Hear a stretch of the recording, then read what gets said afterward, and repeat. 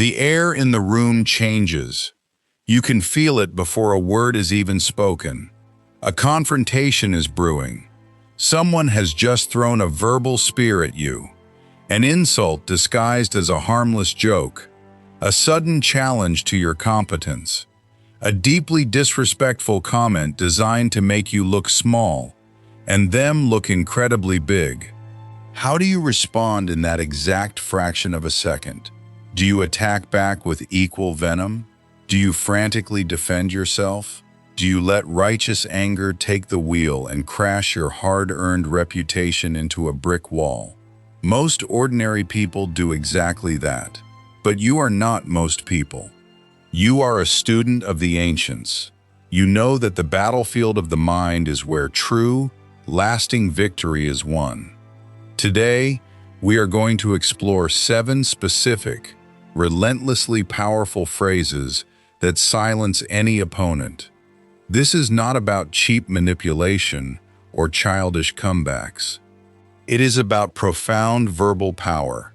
It is about understanding the hidden architecture of human psychology and using the timeless, battle-tested wisdom of the Stoics, the samurai, and the greatest strategists in human history to disarm, dismantle, and completely neutralize disrespect. If you master these 7 phrases, you will never be left fumbling for words again. You will become an unshakable fortress of calm in a world addicted to chaos. Are you ready to forge your mind into a deadly weapon? Let us begin. Before we can reveal the very first phrase, we must fundamentally understand the underlying nature of all verbal conflict. When someone attacks you with cruel words, they are not actually looking for a logical, well-reasoned debate. They do not care about facts. They are looking for an emotional reaction. They are desperately trying to pull you out of your solid center and drag you into their chaotic storm. The legendary military strategist Sun Tzu wrote in his masterpiece, The Art of War, "To win 100 victories in 100 battles is not the acme of skill. To subdue the enemy without fighting is the acme of skill." Subduing the enemy without fighting, how is this miraculous feat achieved in our loud, modern world? Through the ancient practice of verbal judo. Physical judo is the martial art of using your opponent's aggressive momentum against them. When they push forcefully, you pull gently. When they pull violently, you push with precision. You absolutely do not meet their brute force with your own brute force. You smoothly redirect their chaotic energy until they entirely defeat themselves. The great Stoic philosopher Seneca understood this dynamic deeply. He acutely observed that anger is the most destructive of all human emotions, a temporary madness that completely blinds us to reason and logic. When you react with furious anger to a verbal attack, you have already lost the war.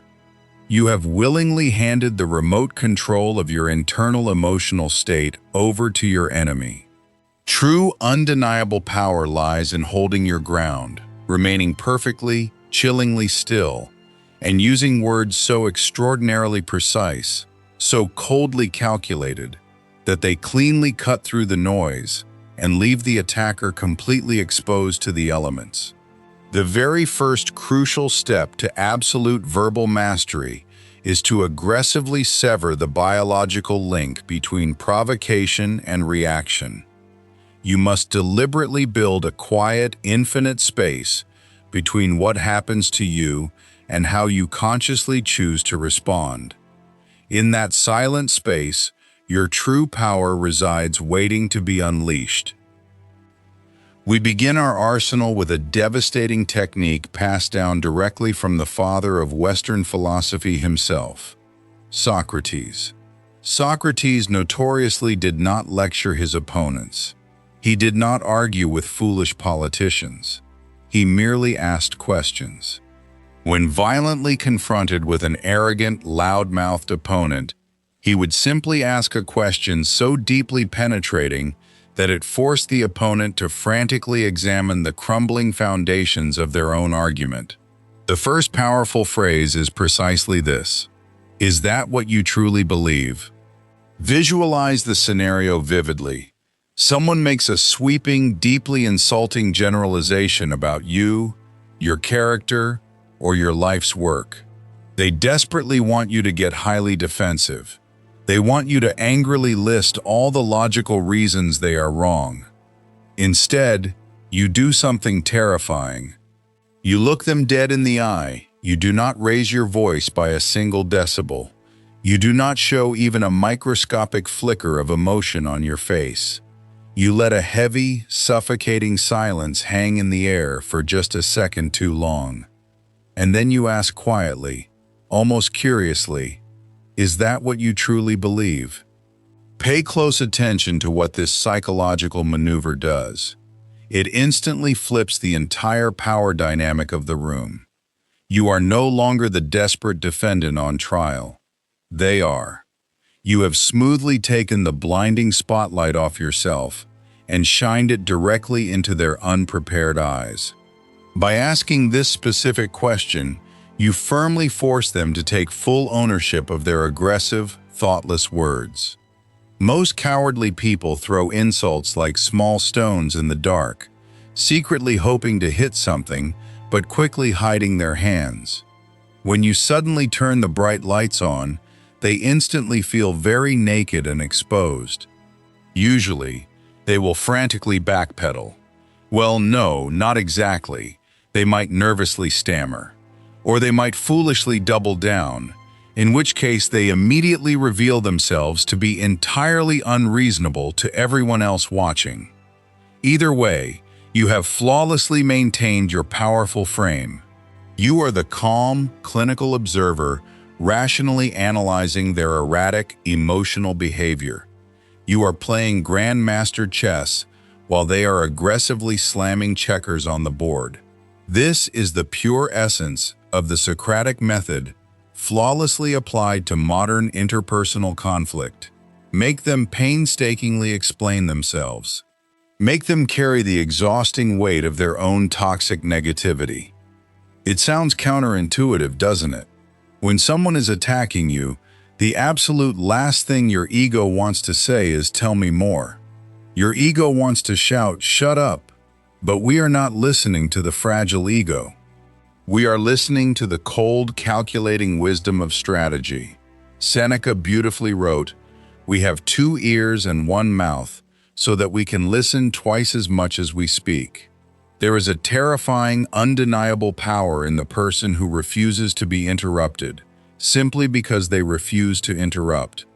When you say "tell me more," you are handing your opponent a shovel and warmly inviting them to continue digging their own grave. Think about a time you were truly furious. When you start ranting, you eventually run out of steam, don't you? The anger burns hot, but it burns fast.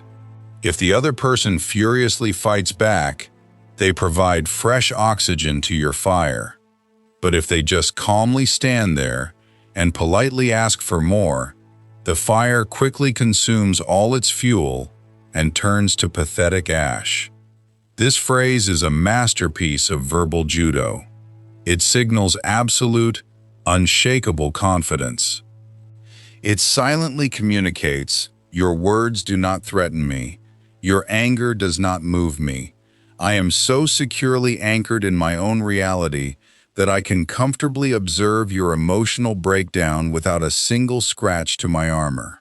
When you utter "tell me more," the attacker's brain experiences a sudden, jarring glitch. They expected resistance. They craved a fight. Instead, they hit a wall of empty space. They stumble forward into the void you just created. Often, they will begin to ramble, their arguments becoming increasingly weak and wildly incoherent as they desperately try to fill the silence you have weaponized against them. You watch them exhaust themselves. You watch their supposed power drain away into the floorboards. You have successfully defeated their attack by simply refusing to give it anything solid to crash against. Now we turn to the legendary Roman emperor, Marcus Aurelius. The most powerful man in the known world, commanding vast legions, yet his private diary, the Meditations, is filled with profound reminders to practice extreme empathy and monumental patience with difficult, toxic people.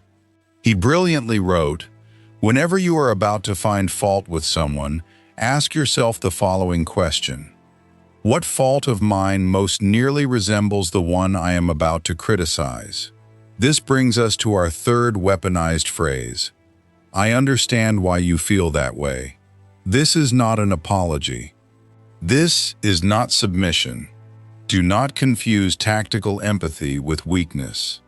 This phrase is a precision-guided missile designed to obliterate anger. Anger requires a solid target. It requires an enemy. When you sincerely say, "I understand why you feel that way," you instantly remove the enemy. You step out of the line of fire and stand right next to them, looking at the problem from their exact vantage point. You are not saying they are right. You are merely acknowledging their emotional reality. You are validating their experience without conceding a single inch of your own logical position. This completely short-circuits the brain of an aggressor. They are thoroughly prepared for you to say, "You're wrong." They have a whole arsenal of counter-arguments ready for, "You're wrong." But they have absolutely no defense prepared for, "I understand." It takes the wind completely out of their sails. It is the verbal equivalent of a martial artist smoothly dodging a wild punch and gently patting the attacker on the back as they stumble clumsily past. Once the blinding anger is neutralized by this calculated empathy, the opponent is often left disoriented and far more open to actual, rational dialogue. You have gracefully tamed the wild beast by refusing to act like its prey. True strategic mastery requires thinking multiple moves ahead. The Stoic philosopher Epictetus constantly urged his students to look past the immediate moment and deeply consider the long-term consequences of their actions. The fourth phrase is a tool of pure, unadulterated strategic foresight. And then what? This phrase is particularly devastating when dealing with someone making ridiculous threats, irrational demands, or presenting poorly thought-out, impulsive plans. When someone angrily tries to bully you into submission with a threat, they are relying heavily on your immediate, visceral fear. They want you to panic right now. They do not want you to think about tomorrow. So, you boldly call their bluff. You look at them with a look of mild, detached curiosity, and you quietly ask, "And then what?" "If I don't do this, you'll fire me." "Okay, and then what?" "You'll tell everyone I'm terrible at my job." "Understood. And then what?" By relentlessly asking this question, you force them to walk mentally down the path they have just threatened. You force them to logically play out the entire scenario. Most empty threats are just that, empty. They have no actual endgame. When you calmly force them to articulate the subsequent steps, they quickly realize how absurd, convoluted, or ultimately self-defeating their master plan truly is. The illusion of their total control completely shatters. You demonstrate that you are absolutely not intimidated by the first move, because you have already analytically calculated the entire game to its conclusion. You are the Stoic grandmaster, completely unfazed by their amateur emotional opening gambit. In the legendary Book of Five Rings, the undefeated samurai sword saint Miyamoto Musashi brilliantly outlines the critical importance of timing and rhythm in Mortal Kombat. He writes that you must never, under any circumstances, allow the enemy to dictate the speed of the fight. You must actively break their rhythm and stubbornly impose your own. In the realm of verbal warfare, there is no greater way to break an opponent's frantic rhythm than the fifth phrase, "Let me think about that." Modern society falsely conditioned us to believe that we must have an immediate, lightning-fast response to everything. If someone asks a hostile question, we feel a burning, anxious pressure to answer right this very second. This pressure is an illusion. It is a trap. When you are verbally attacked or aggressively questioned, the opponent wants to rush you. They want you to stumble over your words. They want you to make a fatal mistake in your frantic haste. When you deliberately pause, take a slow, deep breath, and calmly say, "Let me think about that," you instantly snatch all the power back. You are firmly declaring, "I operate on my own timeline. Your urgency does not dictate my reality." This phrase buys you precious, golden time to actually process the situation logically, bypassing the primitive, emotional center of your brain.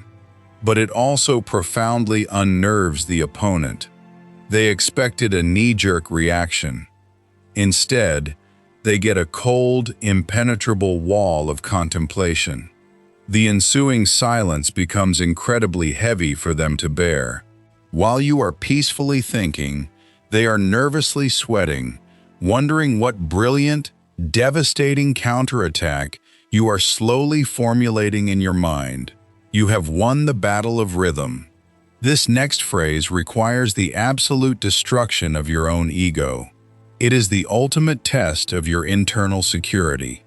The sixth phrase is a paradoxical weapon of massive psychological destruction. You might be right. Your ego will scream in agony at the mere thought of saying these words to an opponent. "No," it yells, "they are wrong. I must definitively prove they are wrong."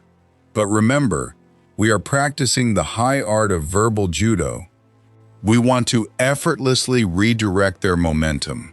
When someone is vehemently arguing with you, they are desperately pushing against your resistance.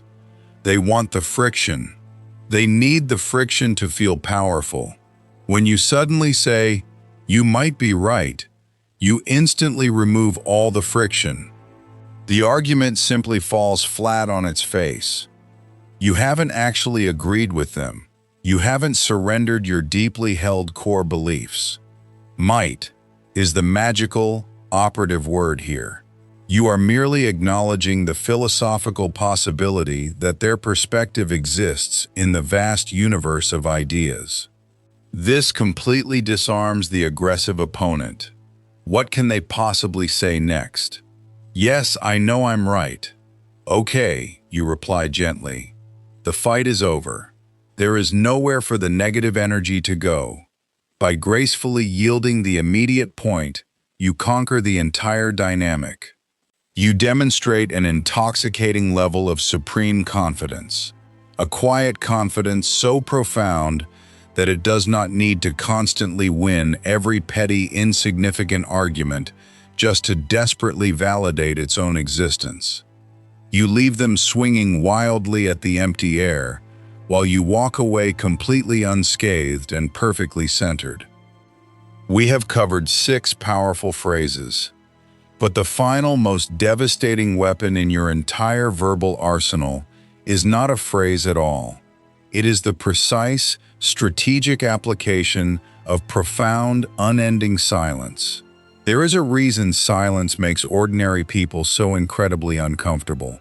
Silence is a flawless mirror. When you remain totally silent in the face of an attack, you force the attacker to stare directly into their own ugly reflection. Without your words to distract them, their own foolish, angry words echo loudly in their own mind. The Stoics revered silence. They knew that words are precious currency, and to waste them on a fool is a sin against one's own character. When an opponent throws a verbal tantrum, sometimes the absolute most powerful response is to simply look at them. No expression, no nodding, No reaction whatsoever. Just a deep, unblinking, penetrating gaze. This kind of heavy, intentional silence is deeply terrifying to an aggressor. It signals absolute dominance. It silently screams, "You are not worthy of my response. Your behavior is so far beneath me that it does not even register on my intellectual radar."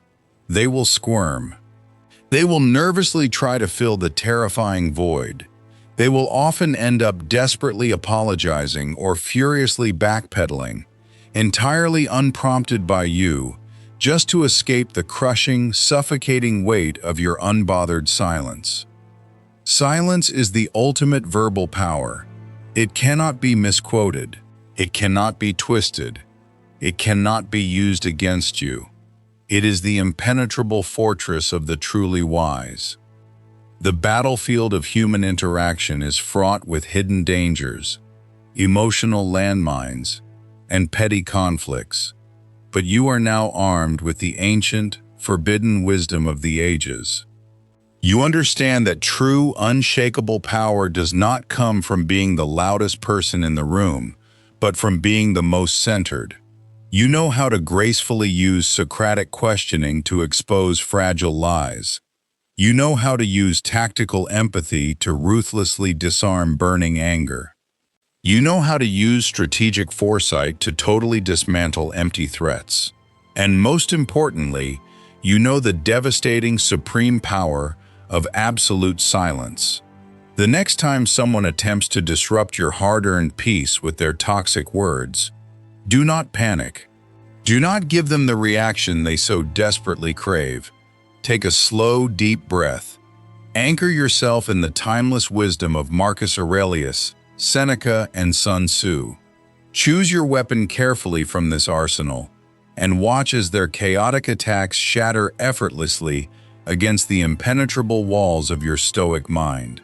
The world is incredibly loud, but true, undeniable power is found in the quiet, calculated spaces between the noise. Master these words. Master your silence, and you will master any opponent. Stay strong. Stay silent. Stay stoic.